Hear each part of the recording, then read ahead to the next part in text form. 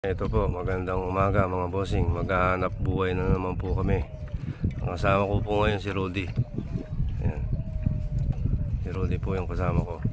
Papanti po kami ng alimango. Ayan, parang wala ata Rudy. Ayan o mga bossing. Ayan, tinatawag nilang panti. Ayan o.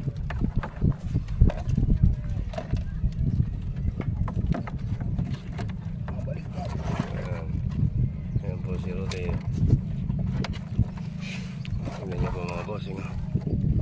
Ganyan po yung pamamaraan namin dito. Panti. Dalawa po klase yan. Yung bintol. Yung unang pinakita ko po sa inyo kung kasama ko si Yonyek. Ito naman po ako ngayon. Wala po kasi pampain kaya papanti po tayo yan. Lalagay natin po